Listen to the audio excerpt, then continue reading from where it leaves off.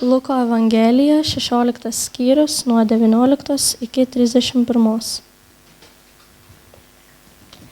Gyveno vienas turtuolis. Jis vilkėjo purpurų bei ploniausią drobę ir kasdien ištaikingai linksminosi, o prie jo vartų gulėjo votimis aptekęs Elgeta, vardu Lozorius. Jis troško numarinti alkį bent trupiniais nuo turtuolio stalo, bet tik šunys atbėgę laižydavo jo votis. Ir štai Elgeta mirė ir buvo angelų nuneštas į Abraomo prieglobstį. Mirė ir turtuolis ir buvo palaidotas. Kentėdamas pragare, jis pakėlė akis ir iš tolo pamatė Abraomą ir jo prieglobstyje Lozorių. Jis ėmė šaukti: Tėve Abraomai, pasigailėk manęs, atsiųsk Lozorių, kad suvilgęs vandenyje piršto galą atvėsintų man liežuvį, nes baisiai kenčiu šioje liepsnoje. Bet Abraomas atsakė: Atsimink, sūnau, kad tu gyvendamas atsiėmei savo gerybės, o Lozorius tik nelaimės, todėl jis susilaukė paguodos, o tu kenti. Be to, mus nuo jūsų skiria milžiniška praraja, ir niekas iš čia panorėjęs negali nueiti pas jūs, nei iš ten persikelti pas mus. Tas vėl tarė: Tai meldžiu tave, tėve, nusiųsk jį bent į mano tėvo namus, nes aš turiu 5 brolius, tai įspėja juos, kad ir jie nepatektų į šią kančių vietą. Abraomas atsiliepė: Jie turi Mozę bei pranašus, tegul jų klauso. O anas atsakė: Ne, tėve Abraomai, bet jei kas iš mirusiųjų nueitų pas juos, jie atgailautų. Tačiau Abraomas tarė: Jeigu jie neklauso Mozės ir pranašų, tai nepatikės, jei kas ir iš numirusių prisikeltų. Amen.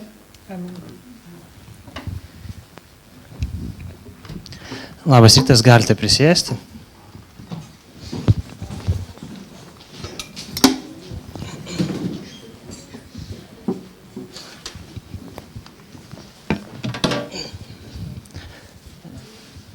Gerai, aš manau, kad galim pasimelst. Pradėsim šiek tiek nusiraminti visiems ir taip pat, kad palaimintų Viešpats mūsų gilinimąsi į šventąjį raštą. Dieve, mes dėkojame tau už tavo malonę.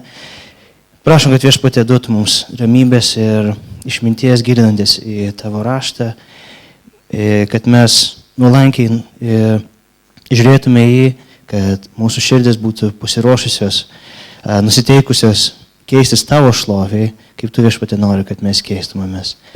Meldžiam ir prašom to Jėzus vardu. Amen. Gerai. Labai gera būti Panevėžio evangelinėje bažnyčioje.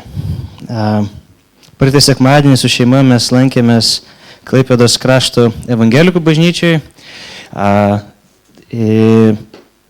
Šiandien pastorius Ramūnas yra išvykęs tarnauti Kauno evangelinėje bažnyčioje. Ir įdomus dalykas, kad prieš savaitę, kai buvom Klaipėdoje, klausėm pamokslą apie nuolankų sekimą Kristumi.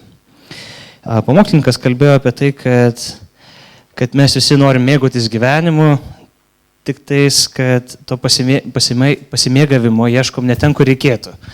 Ir tikrasis pasimėgavimas gyvenimu galimas tik tais Kristuje. O čia prieš savaitę klausytės pastorius Ramūno pamokslo apie pinigus iš Luko Evangelijos 16 skyriaus, 1 pusės. Iš tos 2 temos susijungs į vieną ir šiandien apie tai kalbėsime šio pamokslo metu. Pamokslą rašiau kaip tokį gerą sumuštinį. Kas mėgsta sumuštinius, tai labai gera žinia. Pradžioje kalbėsim apie baimės, apžvelgsim Kristus pamokymus iš mūsų neskaitytų 16-18 eilučių. Tada nersim į turtuolio ir Lozoriaus istoriją, o galiausiai užbaigsim pamokslą vėl, aiškindamėsi, kokia yra vienintelė ir pati didžiausia baimė kažką praleisti. Tai galim pradėti ir baimė kažką praleisti, jeigu kažkas esat girdėję tokią anglišką akronimą FOMO, tai Fear of Missing Out. Ar esat girdėję apie tokį dalyką? Kai kas yra girdėję, kai dauguma ne. Tai internete rašoma, kad tai yra baimė, kad mes nesulauksim kažkokios svarbios informacijos, kad nebūsim visiškai informuoti apie visas naujienas arba kažką mes praleisim. Tai baimė gali būti susijusi tiek su verslu, draugystėm ar aktualijom.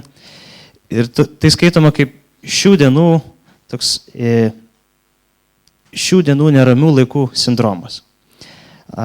Mūsų nuolat bombarduoja informacija, telefonų pagalba, mes viską galim sužinoti iš karto, akimirksnį. Galim su visais susisiekti, bet problema tai, kad visko per daug yra, mes nebespėjom, atsiliekam ir tai sukelia tokį, mes jaučiamės prislėgti, sukelia nerimą, neadekvatumą, gali tai net perėti tokį perdegimą ar depresiją. Ir vienas iš testų, kad įsitikinti, ar turi tokią problemą su tokio tipo nerimu, tai nuolatinis telefono tikrinimas. Įsijungia telefonas, vėl įsijungia telefonas, vėl įsijungia telefonas. Tai aš siūlau tokį eksperimentą, galim mes padaryti. Galit ir ne dabar daryti, tai paimkite telefonus, išjungkite garsą, užverskit ir padėkit nepasiekimui vietoj. Pamokslo metu tiesiog. Pažiūrėkim, ar mes turim šitoje vietoje problemų ar neturim. Aš asmeniškai žinau, kad aš turiu. Darbe turiu telefoną padėti į šoną taip, kad man už nugaros būtų. Tada tai man padeda. Taip, tai stebėkit, kiek kartų į pamokslo metu jūs norėsit patikrinti telefoną savo. Taip, tai toks nerimas praleisti kažką svarbaus, tai neigiamas dalykas yra. Ir mes gyvenam kaip gyvenę, viskas tarsi įprastai, bet tada aplanko toks nerimo šešėlis. Ir akimirksiu mes, jeigu nepatikrinam, jeigu nepasižiūrim kažko, jeigu neišpildom kažko, tai tada mes blogai jaučiamės. Ir būtų visai neblogai, jeigu mes kažką svarbaus praleistume, bet dažniausiai būna taip, kad tai nebūna taip svarbu. Ir mūsų gyvenimus užplūsta tokie maži rūpesčiai, jie iškreipia mūsų žvilgsnius ir mes pradedam jais labiau rūpintis nei svarbiais dalykais. Mes galim tada išpūsti menkaverčius dalykus ir, pavyzdžiui, tikrinam socialinės medijas, žiūrim žinias vietoj to, kad praleistume laiko su šeima. Čia vienas pavyzdys. Antras pavyzdys, nežinau kaip jūs šią savaitę, bet aš intensyviai tikrinau JAV prezidento rinkimų rezultatus. Tiksliai nepamenu, čia trečiadienis, man atrodo, buvo, tai tada dirbti sekėsi sunkiai, nes tada tikrinau, šiaip atrodo logiškas dalykas, galėčiau dirbti ramiai ir tada per pietus pasižiūrėti, kokie rezultatai jau galutiniai. Bet ne, vis tiek aš tikrinu ir žiūrėjau. Tai toksai, galim sakyti, kad mes vertinam kokybišką laiką, pavyzdžiui, su šeima, su draugais, bet galim tiesiog to nepraktikuoti. Ir kaip Romos nieks nepastatė per vieną dieną, taip ir prie milžiniško pasiekimo neprieinama greitai. Psichologas Jordanas Petersonas nagrinėjo 20 amžiaus Hitlerio, Vokietijos policininkų veiksmus ir psichologiją. Jis prie tokios įdomios išvados, kad link blogio einama mažai žingsneliais. Vokiečiai policininkai, kurie po to žudė žydus, jie nepradėjo savo veiksmų tiesiogiai nuo to pačių blogiausių nusikaltimų. Jie buvo nuolat stumiami daryti vis blogesnius ir blogesnius dalykus, kol galiausiai jie tapo tiesiog blogio įrankiais. Tai nuodėmė ir atskirimas panašiai veikia. Gali elgtis be galo blogai, tai bloga, arba gali elgtis sąlyginai tinkamai, tačiau po truputį riedėti nuo kalno į pražūtį. Ir mes dabar galim paskaityti kartu Luko Evangelijos 16 skyriaus 3 eilutes, kurių mes šiandien dar neskaitam. Tai čia Jėzus kalba, tai 16, 17 ir 18 eilutės. Skaitykime. Jėzus sako, įstatymas ir pranašai iki Jono. Nuo tada skelbiama Dievo karalystė ir kiekvienas į ją veržiasi.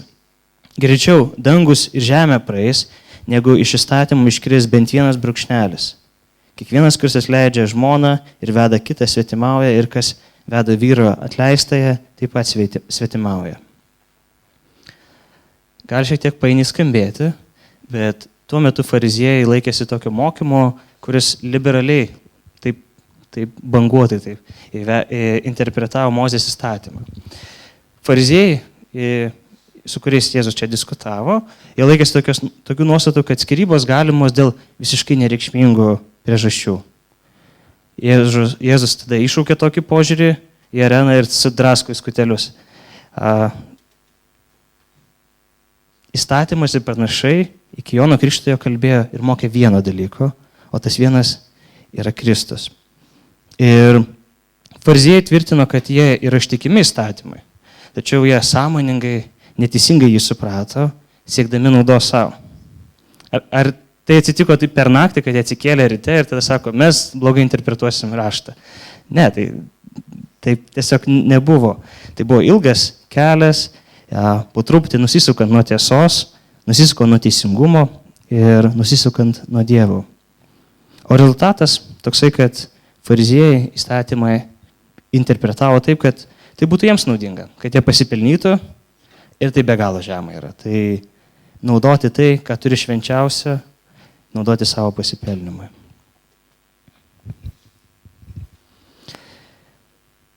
Tas pats psichologas Jordanas Petersonas taip pat pastebėjo, kad kai mes domimės istoriją, pavyzdžiui, kalbant apie nacius, tai mes manom, kad mes būtume teisingoj pusėje, kad mes priešintumės nacizmo, jeigu tai būtų dabar, arba jeigu mes būtume gyvenę tuo metu. Tačiau tai nėra tiesa. Dauguma žmonių neoponavo nacizmo Vokietijai, dauguma žmonių nedarytų to ir dabar. Lygiai taip pat reikėtų mąstyti ir apie fariziejus. Biblija fariziejai ir įstatymų mokytojai mums tarsi kokia nacija, blogis visiškas, tragedija, mes jais baisimės ir sakom, kaip mes džiaugiuosi, kad aš toks nesu. Ir tai nebūtinai yra tiesa. Tikėtina, kad mes patys pakliūnam į tokias fariziejiškumo pinklės, pradedam per gerai apie save galvoti, pradedam gerėti savimi, pradedam daryti kompromisus su Biblijos mokymu. Pradžiai mažus, po to didesnius. O galiausiai mes pasitikim patys savim, o ne Dievu. Ir kai prieš porą savaičių girdėjom pamokslę apie 2 sūnus, mes džiaugiamės, kad nesam sūnus paklydėlis, bet patys piktinamės Tėvo širdimi. Taigi tai iššūkis mums visiems - kovoti su teisuoliškumu, kovoti su savimi ir leisti Dievui žodžiui marinti tas gyvenimo dalis, kurias nešlovina Dievo. Ir tai mes galim tik tais Kristaus dėka. Tai to nepadarysim patys, mes galim stengtis, dėja tai nepavyks. Ir dėl to, kad Kristus praliejo savo kraują už mūsų kaltes, dėl to aš drąsinu kiekvieną dėkoti Dievui už jo malonę ir patikėti jam savo širdis bei gyvenimus. Ir dabar prieiname prie mūsų skaitytos dalies apie turtuolį ir Lozorių. Ir mes šitą istoriją panagrinėsim plačiau. Ir dar prieš pradedant tokį įdomų faktą pasakysiu. Biblijos tyrinėtojai ir mokslininkai galutinai nesutarė, ar šitą ištrauką, ar tai yra palyginimas, ar tai yra tikra istorija. Ir mes galim galvoti, kaip čia gali būti tikra istorija, taigi čia vien tik palyginimai, bet jie turi argumentų. Tai argumentas pagrindinis yra toksai, kad Jėzus praminė Elgetą Lozorium. Tai davė vardą vienam iš personažų palyginime. Tai yra labai neįprasta. Pats Lozoriaus vardas tai reiškia, kad Dievas mano pagalba. Ir svarbus dalykas, kad nepamirškime, kad Jėzus yra ir Dievas, ir žmogus. Tai jis galėjo iš tikro pasakoti tikrą nutikimą, kaip yra įvykę dar prieš Jėzų tampant žmogumi. Ir teologas ir dėstytojas Peteris Gary rašo, kad kai kurie viduramžių bažnyčios ir reformacijos žmonės manė, kad tai buvo pasakojimas apie tikrus žmonės, o ne palyginimas. Pavyzdžiui, Žanas Karinas taip galvojo, nes šioje ištraukoje įvardintas personažas Lozorius, o tokio įvardinimo neturi joks kitas palyginimas. Kalvino pastebėjimas teisingas, bet sunku nepastebėti ir to, kad Lukas istoriją pristato lygiai taip pat kaip ir prieš tai buvusius palyginimus, įskaitant ir garsųjį sūnų palaidūną. Tai visi palyginimai prasideda tokia tokia formulė. Tam tikras vyras, tam tikra moteris. Ir šito mūsų atveju tai gyveno vienas turtuolis. Bet ar tai pats svarbiausias dalykas? Tai jeigu tai yra tikra istorija, tai labai įspūdinga istorija. Jeigu tai yra palyginimas, vis tiek. Biblijoje tai yra parašyta tam, kad mokytų mus. Ir pagrindinis klausimas yra, ką šioje ištraukoje mes galim sužinoti apie Dievą ir ko tai moko mus. Taip. 16 skyrius visas Luko Evangelijos yra tokia įdomi ištrauka, nes šitos dalis, visos dalis atskiros pastraipos, mintis jos susideda į vieną temą, bendrą temą. Ir gaunasi tris tokias potėmes susideda. Tai Jėzus priekaištavo fariziejams, kad jie myli pinigus, kad jie išaukština save ir kad jie ignoruoja Senojo testamento valdžią. Ir visos trys temos yra šitam palyginime apie turtuolį ir Lozorių. Turtingas žmogus myli pinigus, jis susitelkęs į savo paties svarbą, net ir mirusių pasaulį, o galiausiai turtuolis atmeta dieviškąjį apreiškimą. Taigi, pradėkim.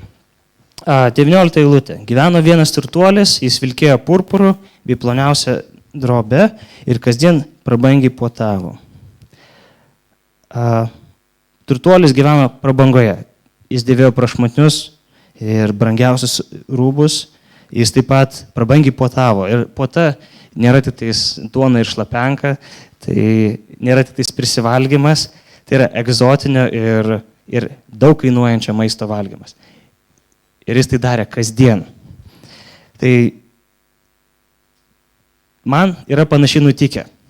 Aš nenoriu girtis, bet man panašiai yra nutikę. Kad nuo 1 klasės aš mokiausi groti pianinu ir namuose mes turėjom pianiną, panašiai kaip šitą. Po mokyklos aš turėdavau grįžti namo ir groti. Pradžioje visai smagu, 1 klasė visai lengva paspaudė klavišą, išeina garsas, paspaudė kitą, išeina kitas, paspaudė kelis, išeina kažkoks baisus skambesys. Ir galiausiai repetavimas tampa tokiu tikru darbu. Ir man atsibodo šitas dalykas. Aš pradėjau nuobodžiauti ir ieškojau alternatyvos. Mano alternatyva buvo namuose ieškoti tėvų paslėptų saldainių. Aš greitai supratau, kad saldainių popieriukų mesti iš šiukšlių dėžę neišeina, nes tėvai labai greitai aptinka juos. Tiesiog atsidaro šiukšlių dėžę ir kas čia dabar? 4 saldainių popieriukai. Tai aš atradau genialų planą. Išradau unikalų būdą, kaip atsikratyti popieriukais. Šiukšliam. Neužpatentavau, bet reikės. Tai saldainius aš valgydavau po kelis, ne visus iš karto. Jeigu atrandu, kurie saldainį paslėpti, aš pasiimu kelis, kad mažiau įtarimų būtų. Ir tada, kai suvalgau, popieriukus mesdavau į plyšį tarp pianino ir sienos.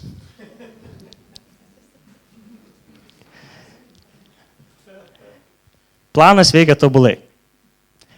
Tėvai mano nesurado, man neskaudėjo širdies ir viskas labai fainiai buvo. Tačiau po kelių metų, ir pasikartosiu, po kelių metų tėtis nusprendė perstumti pianiną. Patraukė pianiną, tarpas čia prasivėrė tarp pianino ir sienos ir popieriukų jūra tiesiog išbėgo į kambarį. Teismo diena atėjo teisingai. Ir mano planas iš esmės buvo tobulas. Aš galėdavau kasdien džiaugtis ir mėgautis gyvenimu, tačiau nesupratau, kad artėja teismas. Ir tame teisme mano suktas planas buvo išaiškintas. Taip labai lengvai sakyčiau. Turtuolis taip pat gyveno. Jis užsiėmė puotavimu, tačiau pamiršo, kas bus po to. Ir prie turtuolio vartų, kaip parašyta 20 ir 21 eilutėje, o prie jo vartų gulėjo votimis aptekęs Elgeta vardu Lozorius. Ištroško numarinti elkį bent trumpiniais nuo turtuolio stalo, bet tik šunys atbėgę laižydavo jo votis. Tai vienas iš Delfio straipsnių, įžanginiai pastraipai rašo taip: senovės lietuviai, kaip ir kitos žemdirbių tautos, duoną pelnydavo sunkiu darbu ir kruopštumu, todėl ją brangino, gerbė ir net apie ją kūrė įvairias legendas. Aš esu tikras, kad esat girdėję, jog jeigu duona nukrenta ant žemės, reikia surinkti. Aš tiksliai neatsimenu, kada reikia pabučiuoti duoną, bet kažkur esu girdėjęs ir šitą dalyką. Ir kad suprastume kontrastą, turtuoliai tais laikais, kai Jėzus kalbėjo, jie prieš valgydami rankas valydavosi duonos riekės. Pjausdavo duoną ir nusivalydavo rankas į duonos riekės ir tą duoną išmesdavo. Ir šitoje vietoje Lozorius sirgo, neturėjo ką valgyti, jis troško duonos, tų trupinių, kurių net ir tų, kurių šiukšlės turėjo, šiukšlės yra nuo stalo, bet net ir tų jie nieks neduodavo. 22 eilutė. Ir štai Elgeta mirė ir buvo angelų nuneštas į Abraomo prieglobstį. Mirė ir turtuolis ir buvo palaidotas. Tai Lozorius po mirties laidomas nebuvo, tačiau jis buvo angelų nuneštas į Abraomo prieglobstį. Tuo tarpu miręs turtuolis tikėtina, kad buvo prašmatniai palaidotas. Ir istorija juda toliau. Rašoma taip. Kentėdamas pragare, turtuolis pakėlė akis ir iš tolo pamatė Abraomą ir Lozorių jo prieglobstyje. Jis ėmė šaukti: Tėve Abraomai, pasigailėk manęs, atsiųsk Lozorių, kad suvilgęs vandenyje piršto galą atvėsintų man liežuvį, nes baisiai kenčiu šioje liepsnoje. Bet Abraomas atsakė: atsimink, sūnau, kad tu gyvendamas atsiėmei savo gerybės, o Lozorius tik nelaimės. Todėl jis susilaukė paguodos, o tu kenti. Be to, mus nuo jūsų skiria milžiniška praraja ir niekas iš čia panorėjęs negali nueiti pas jūs, nei iš ten persikelti pas mus. Turtuolis kenčia. Jis supranta, kad kenčia ir vis tiek jisai įžūliai elgiasi su Lozoriu. Iki mirties turtuolis pažinojo Lozorių ir gali klausti, gal tiesiog neišeidavo iš namų ir nematydavo, kad prie jo namų sėdi Lozorius, bet turtuolis žino jo vardą. Ir jam nieko nedavė, turtuolis nedavė net šiukšlių nuo savo stalo Lozoriui, o dabar turtuolis toliau laiko Lozorių menkesniu ir savo tarnu. Reikalauja, kad Abraomas atsiųstų jį pas turtuolį. Ir labai svarbu pabrėžti, kad turtuolis pateko į kančias ne dėl savo turtų, o dėl to, kad gyveno atskirai nuo Dievo. Turtuolio gyvenimas rodo, kad jis negyveno meiliai, jis negyveno pasitikėjime Dievu ir Lozorius buvo už jį turtingesnis. Nėra taip, kad turtingi žmonės automatiškai nebūna išgelbėti, o vargšai išgelbėjami. Kodėl? Turtuolis iš pragaro kalbėjo su kitu turtuoliu, kuris buvo prieglobstyje pavadintų jo vardu. Tai turtuolis kalbėjo su Abraomu, kuris buvo danguje.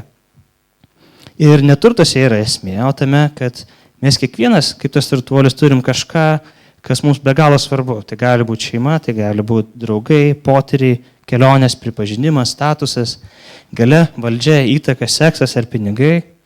Ir visi šitie dalykai geri, naudingi, jie būtini gyvenimui, tačiau jie gali būti mūsų stabais. Jie gali tapti objektais, kuriuos mes garbinam labiau nei patį Dievą. Ir Abraomas sako, kad tarp kančių ir prieglobsčio yra milžiniška praraja. Nėra nei sielos miego, nei susinaikinimo, nei dvasinio progreso, nei reinkarnacijos. Nėra jokios užuominos apie skaistyklą ar kokį gydomą įvalymą. Po mirties yra bedugnė. Vienoje pusėje kančia, kitoje prieglobstis. Turtuolis 27 eilutėje kalba toliau. Tai meldžiu tave, tėve, nusiųsk Lozorių bent į mano tėvo namus, nes aš turiu 5 brolius, tai įspėjo juos, kad ir jie nepatektų į šią kančių vietą. Abraomas atsiliepė: jie turi Mozę ir pranašus, tegul jų klauso. O Anas atsakė: ne, tėve Abraomai, bet jei kas iš mirusių nueitų pas juos, jie atgailautų. Tačiau Abraomas tarė: jeigu jie neklauso Mozės ir pranašų, tai nepatikės, jei kas ir iš numirusių prisikeltų. Ir čia pirmą kartą šitoje istorijoje mes matom, kaip turtuolis pradeda rūpintis kažkuo kitu, bet ne savim. Tik viena problema, kad tai jau yra per vėlu. Ir pasigilinkim. Neturtai, o santykis su Kristumi yra šito palyginimo esmė.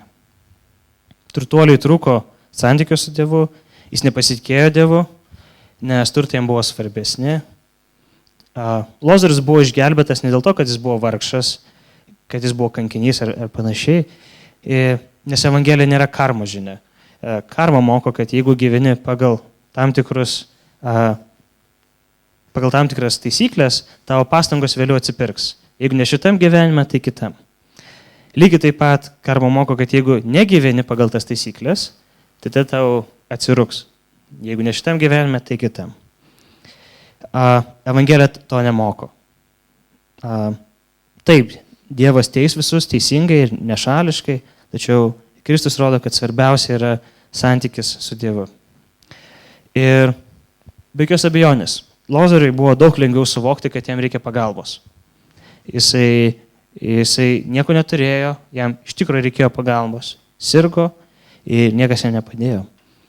O viskuo aptekusiam turtuoliui pagalbos nereikėjo, bent jau jis taip manė.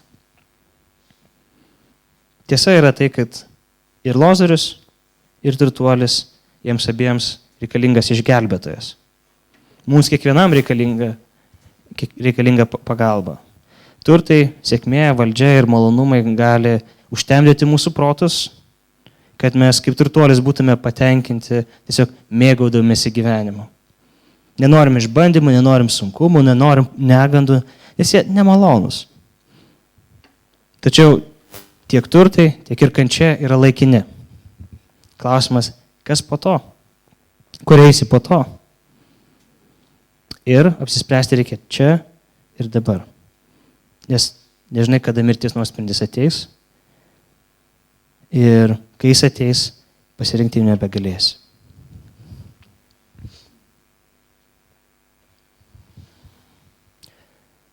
Galbūt esat girdėję šį lotynišką posakį. Carpe diem. Gal kas esat girdėję? Kai kurie esat, kai kurie ne. Tai išvertus, tai skaitytųsi sugauk dieną arba išnaudok dieną. Kitaip tariant, carpe diem, tai tokia kaip skambi frazė, kuri drąsina gyventi šią dieną. Mirtis yra neišvengiama, ji gali ištikti bet kada, todėl nereikia savęs apriboti nerimų, rūpesčiais ir ateities planais, tiesiog gyvenk čia ir dabar. Modernesnis išsireiškimas būtų YOLO, gal kas nors esat girdėję tokį. You only live once, tai tu gyveni tik tais vieną kartą. Logika ir motyvacija tokia pati, tiesiog išsireiškiama ne lotyniškai, o angliškai.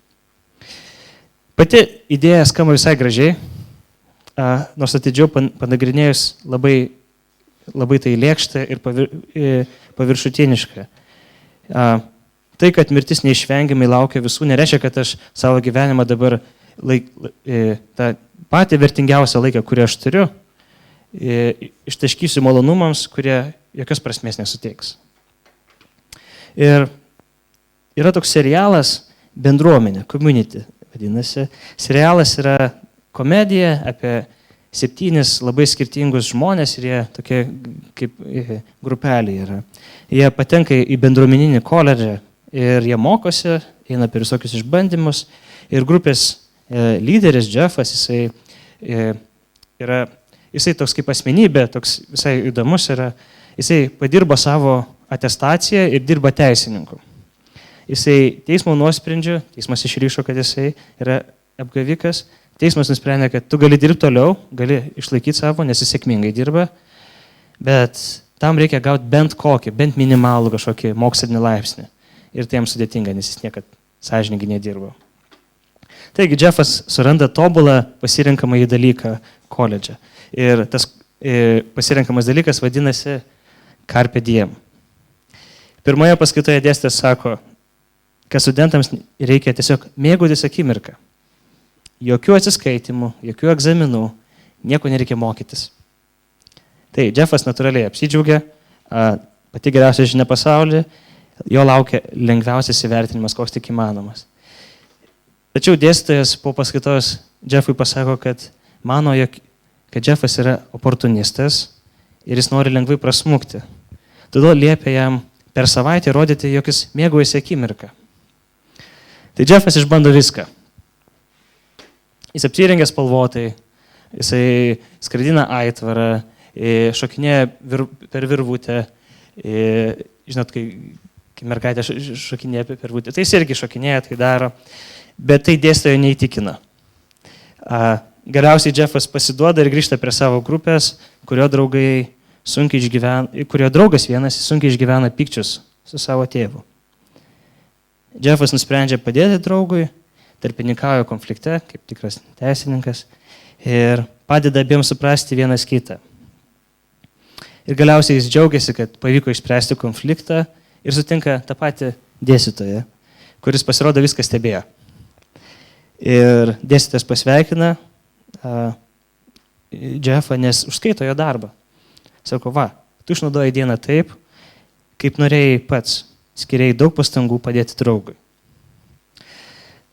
Tai carpe diem, YOLO, tai gali skambėti labai paviršutiniškai, bet tuo pačiu tai gali būti ir gili ir aktuali tema kiekvienam. Mes turim ribotą laiką šito žemėje, todėl natūraliai mes esam įpareigoti daryti tai, kas prasmingiausia, tai, kas svarbiausia ir tai, kas šlovina Dievą. Jeigu galite, atsiverskit į laišką Efeziečiams, 5 skyrių, paskaitysim nuo 15 iki 16 eilučių. Tai turbūt niekas nesiverčia, nes visi užsirašo dabar. Tai Efeziečiams, laiškas Efeziečiams, 5 skyrius, 15-16 eilutės. Aš tada perskaitysiu, tikiuosi spėti užsirašyti. Tad rūpestingai žiūrėkite, kaip elgiatės, kad nebūtumėte kaip neišmintingi, bet kaip išmintingi, branginantis laiką, nes dienos yra piktos. Taigi krikščionys mokomi branginti laiką, nešvaistyti jo tuščiai ir išnaudoti kiekvieną dieną. Ir mes nežinom, kiek jų mums yra duotų, todėl laiką turėtume skirti ne tuštiems malonumams ar savęs patenkinimui, o aukščiausiam įmanomui tikslui. Tai šlovinti Dievą. Palyginime, turtuolis turėjo nesuvokiamus turtus. Jis galėjo tikrai daug gero nuveikti, tačiau jis visą dėmesį skiria savo. Kiekvienas mes turim tiek, kiek mums davė Viešpats. Kai kas turim daugiau laiko, kai kas turi daugiau pinigų, kai kas turi daugiau talentų, bet visą tai mums suteikia Dievas. Ir kad ir ką turim, iš meilės Dievui mes kviečiame jam aukoti. Tai reiškia, kad teks paaukoti savo tuščias užgaidas, kad išpildytume Viešpaties valią savo gyvenimuose.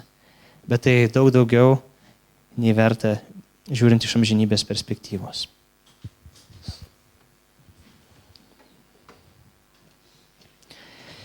Taip, paskutinėse eilutėse turtuolis prašo Abraomo, kad jis suteiktų ženklą jo broliams. Ir kad šie patikėtų, atgailautų ir nepatektų į tą pačią vietą, kur pats turtuolis yra.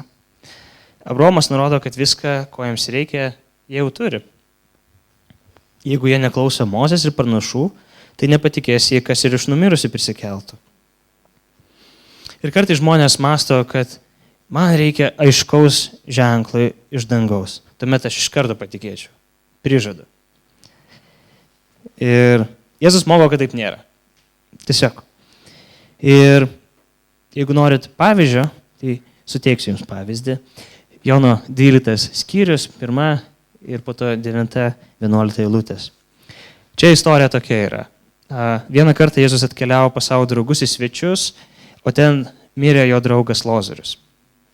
Jėzus prikėlė jį ir dabar mes skaitysim, kas įvyko toliau. Tai Jono 12, 1 ir po to 9-11 eilutės. 6 dienoms belikus iki Paskos Jėzus atėjo į Betaniją, kur gyveno jo prikeltasis iš numirusių Lozorius. Dabar 9 eilutė. Daug žydų sužinojo Jėzų ten esant ir atėjo ne tik dėl Jėzaus, bet taip pat pamatyti Lozorių, kurį jis prikėlė iš numirusių. Aukštieji kunigai nusprendė nužudyti ir Lozorių, nes daugybė žydų per jį pasitraukė nuo jų ir įtikėjo Jėzų. Įvyko būtent taip, kaip palyginime pasakė Abraomas. Buvo prikeltas, kelias dienas mirė žmogus ir ne visi to patikėjo. Tie, kurie laikėsi Mozės ir pranašų mokymo, jie norėjo įsitikinti, ar čia tikrai taip yra, ar taip gali būti, kad mirė žmogus ir jis prisikėlė, gal čia tik tais gandas yra. O tie, kurie šį mokymą savanaudiškai išnaudojo, fariziejai, jie nepatikėjo šito stebuklu. Žmogus prisikėlė, aukštieji kunigai nusprendė jį nužudyti. Ne tik tais Jėzų, bet ir patį Lozorių, nes tai trukdo jiems. Yra sakoma, kad apie Dievo egzistavimą mums kalba viena knyga, tai Kūrinija. Ir mokslininkas ir autorius Johnas Lennoxas rašo, kad Dievas nėra alternatyva mokslui, Dievas nėra spragų užpildytojas, Dievas yra visų paaiškinimų pagrindas. Būtent tai, kad Dievas yra, sukuria pačią aiškinimuose galimybę.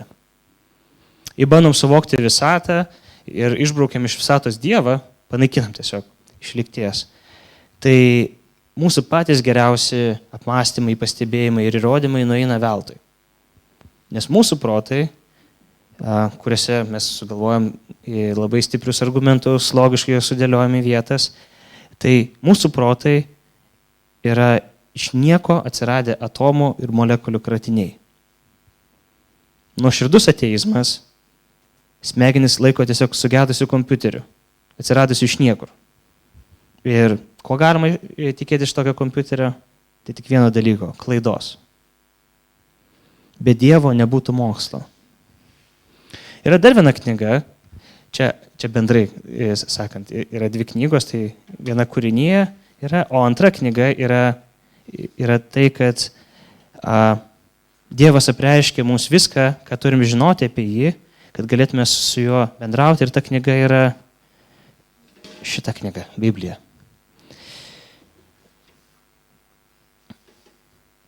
Tai yra krikščioniško tikėjimo pagrindas ir bandymas pridėti prie šitos knygos ir bandymas kažką atimti, tai rodo, kad mes nepasitikim arba mes geriau žinom už Dievą, ko reikia ir ko nereikia, kad Dievas mus išgelbėtų. Jėzus moko, kad Biblijos pilnai užtenka, kad čia surašyta viskas, ko reikia, ir krikščioniško tikėjimo pagrindas yra Dievo žodis, nes Kristus jį išpildė. Taigi, Luko 24 skyriui 44 eilutė Jėzus prieš atsisveikindamas su mokiniais, jisai sako, ar netokie buvo mano žodžiai, kuriuos jums kalbėjau dar būdamas su jumis?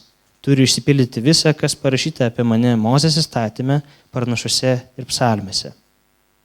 Tai Kristus yra viskas, ko mums reikia, jis išpildė šventąjį raštą, jis yra kelias, tiesa ir gyvenimas, niekas nenueina pas Tėvą, pas Dievą, kitaip kaip tik per Kristų.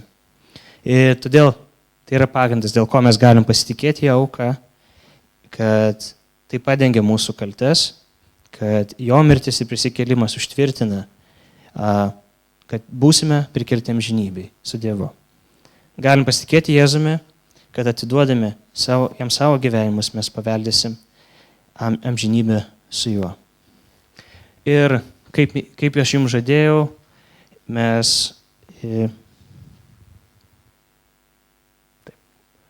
grįžtame prie sumuštinio pabaigos. Pradžioje kalbėjom apie baimės, kad nenorim kažko praleisti. Ir autorius Tony Rankė, jisai rašo, kad vis dėlto yra vienas dalykas, kurio turėtume visi mes bijoti. Tai netikėjimo ir amžino kažko praleidimo baimė. Jei matai Dievo rūstybę, jei jauti ją savo kauluose, jei nuoširdžiai ir giliai priimi šventojo rašto žodžius ir jei išvengi tos rūstybės per Jėzaus Kristaus kraują, tai ši vienintelė teisėta baimė kažką praleisti yra sutraukyta amžiamis. Kristuje baimė kažką praleisti dingsta visai amžinybei. Tai vienas iš Evangelijos pažadų. Ir tai kviečia vargšus, nusidėjėlius priimti Jėzus Kristus Evangeliją. Kristuje žadama amžinybė, kur nieko neprarasi. Nereikės tikrinti telefoną. Tai, ką praradom dabar, tai mes surasime jame. O viskas, ką svarbaus praleidom, vėl atrasim jame. Gali būti, kad kažkas iš čia esančio ar išklausančio transliaciją manot, kad nežinot, ar tai tiesa. Ar tiesa, kad Kristus mirė už mūsų nuodėmes? Ar tiesa, kad jis prisikėlė? O galbūt tiesiog jūs nežinot, ar nori tikėti tokią žinią. Aš noriu padrąsinti būti atviriems Kristui ir jo žiniai. Mes esam sukurti tam, kad bendrautume su Dievu ir todėl kiekvienas gali jį išbandyti. Jeigu Dievo nėra, tai bandymas pasitikėti tuo, ko nėra, nepakenks. Jeigu Dievas yra ir jeigu jis yra toks, kaip parašyta Biblijoje, tai bandymas jo pasitikėti, bandymas patikėti jam savo širdį gali tapti geriausiu sprendimu mūsų gyvenimuose. Autorius C.S. Lewisas rašo: Dievas mūsų kūrė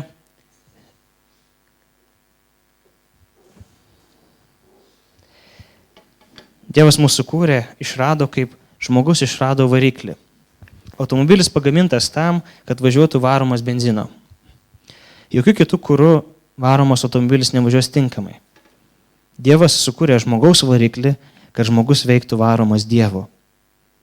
Dievas pats yra kuras, kurio mūsų dvasia buvo sukurta degti, arba maistas, kurio mūsų dvasiai buvo skirta maitintis. Kito kuro nėra.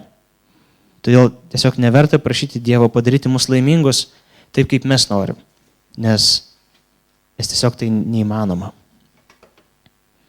Mes kiekvienas sukurti, kad būtume priklausomi nuo Dievo.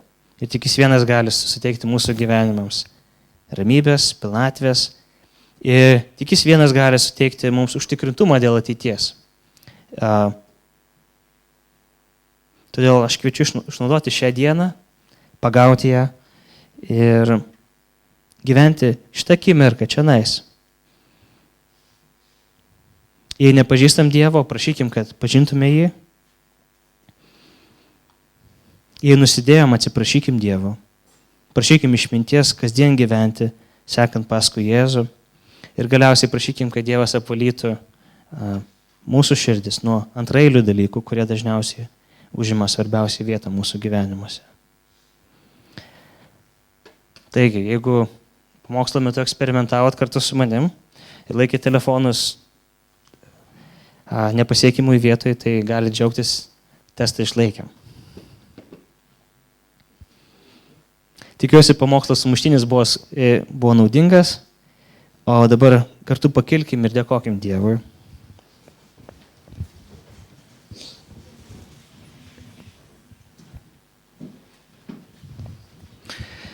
Viešpatie Dieve, mes dėkojam Tau už Tavo malonę, dėkojam Tau už Tavo sūnų Kristų, kuris mirė už mūsų nuodėmes, kuris savo krauju nuplovė mus. Mes dėkojam Tau, Viešpatie, kad per malonę ir tikėjimą Tavimi mes turime išganimą. Mes dėkojam, kad sutikom, kad atradom tą pačią svarbiausią žinią savo gyvenime, kad Tu mus išpirkai iš nuodėmės. Mes Viešpatie dėkojam, kad nebeturim ko daugiau bijoti. Mes nebeturim bijoti kažką praleisti, nes Viešpatie, tai, kas svarbiausia, mes atrandam Tavyje. Meldžiu, kad kiekvienas čia esantis, kiekvienas, kuris klauso, kad būtų sustiprintas savo tikėjimo kelionį, kuris yra. Jeigu netiki, kad pažintų Tave, jeigu nori patikėti, kad patikėtų Tavimi. Ir jeigu tiki, kad būtų sustiprintas kasdien sekti paskui Tave. Meldžiu to, meldžiam to visi kartu. Jėzus vardu. Amen.